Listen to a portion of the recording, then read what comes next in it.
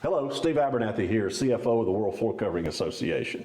Just wanted to remind you that we have a great new benefit here at WFCA that'll help you take advantage of the Employee Retention Credit, a federal program that lets you get up to $26,000 back in federal taxes for each employee in your business. If you hadn't taken advantage of it yet, please go to WFCA.org and make an appointment to inquire into how you can benefit from this great new opportunity.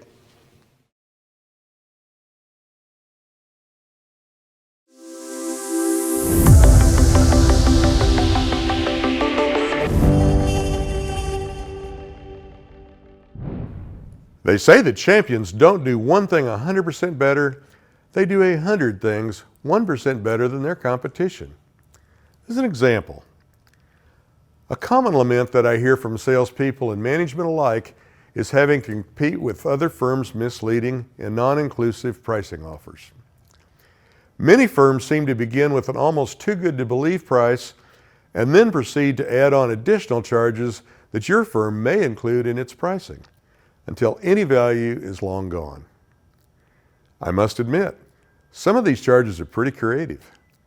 I have seen add-ons for services such as carrying the product to second floor, and trip charges for delivering product to be acclimated. Since items like these are essential to complete any installation, how they can be labeled as extras escapes me.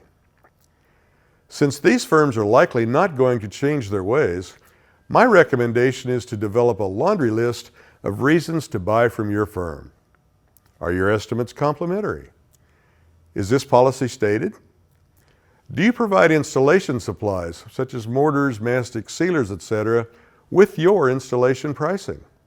Many stores don't, resulting in significant additional fees. Also, do you mention that these products will ensure that warranties will be in effect should problems occur in the future, where products provided by the installer will likely not be covered? These are but a couple of the items that many dealers are providing their customers, but often neglecting to tell them. Many customers will recognize the difference between price and value, but only when it is professionally explained to them. Always remind the customer not to focus on per unit pricing, but to remember that there is only one number that matters on any estimate, the one at the bottom of the page.